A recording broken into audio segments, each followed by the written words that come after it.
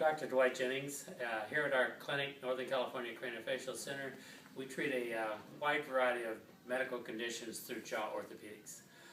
In particular today we're going to be talking about Parkinson's and how Parkinson's is related to jaw alignment dysfunction.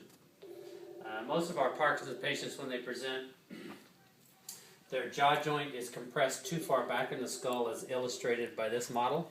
Normally you would like the whole lower jaw to be more forward and this space be larger than this space here in the front, where the little disc fits between the jaw and the skull. The other primary characteristic that we find on Parkinson's patients is that they're all agape. Their jaw falls too far away from their upper teeth in rest. And so they're slightly agape. Oftentimes that'll make their voice sound a little bit more hollow or a little bit of lisp in their voice.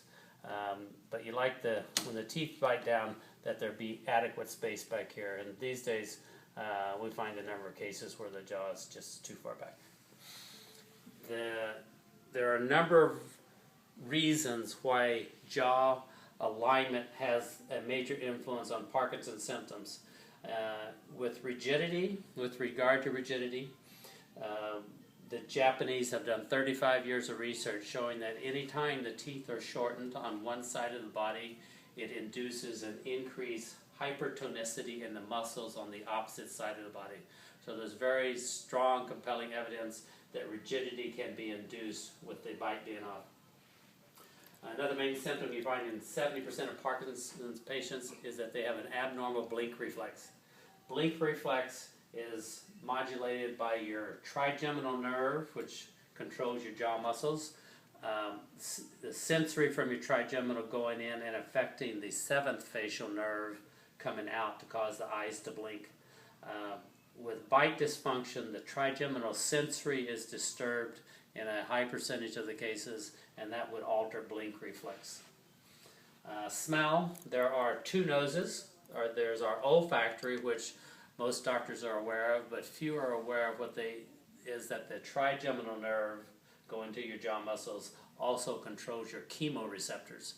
And with trigeminal disturbance, you often see a shifting in smell characteristics, all the way from multiple chemical sensitivity syndromes to loss of smell. I've had many cases in which our therapy has restored smell after being missing for many years. The last and most important on Parkinson's is how the bite could possibly influence movement. They've known since 1905 that if you stimulate the reticular formation, your reptilian part of your brain down here in the lower part of the brain, that it induces tremors and Parkinsonian type movements. Research has shown is that your jaw alignment sensors, which go through your trigeminal into your trigeminal mesencephalic nucleus, sends second-order neurons into the reticular formation, and in fact they are the predominant, most populous cell within the reticular formation are second-order neurons from your jaw alignment sensors. So here we have how the bite impacts a number of the Parkinsonian symptoms. Typical treatment is with a orthotic that covers up the teeth and fills up that agapeness and restores the jaw alignment through positioning the bite in a particular position. Thank you very much.